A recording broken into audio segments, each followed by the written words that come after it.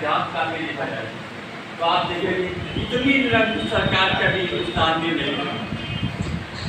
अगर डिक्टेटरशिप की बात करें तो ये 10 साल 2014 से लेकर 2024 तक डिक्टेटरशिप के नाम से जाना जाएगा हिंदुस्तान के इतिहास में। साथियों, आप सब अधिवक्ता हैं। हिंदुस्तान की आज़ादी में अगर सबसे ज़्यादा अहम रोल किसी का रहा है हमारे देश के अधिवक्ताओं का रहा। इन अधिवक्ताओं ने हिंदुस्तान को आज़ाद कराने में बहुत महत्वपूर्ण भूमिका निभाई।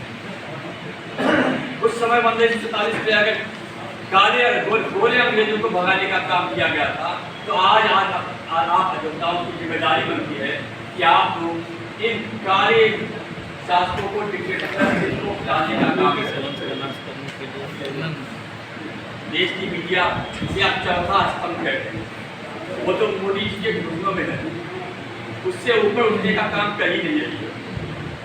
अब अगर जिम्मेदारी आती है तो हम अधिवक्ताओं की आती है और अधिवक्ता समाज अगर अपने बूथों पर डर करके काम करता है तो आप निश्चित ही समाजवादी पार्टी को गाजीपुर से लेकर के गाजियाबाद तक जिताने का काम कर सकते हैं।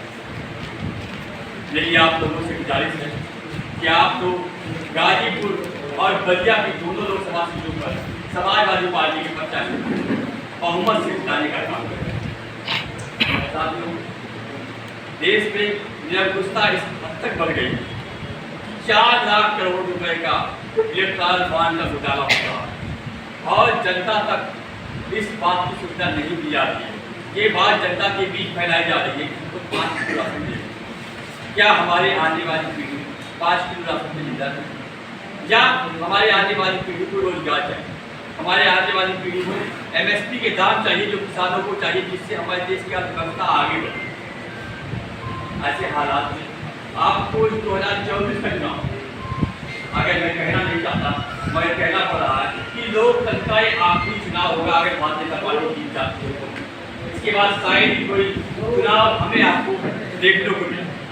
अगर आप इससे बचाना चाहते हैं देश को और चाहते हैं कि देश पुनः खुशहाली के रास्ते पे आए तो 2024 के चुनाव में समाजवादी पार्टी के प्रत्याशी को जिताने का काम करिए।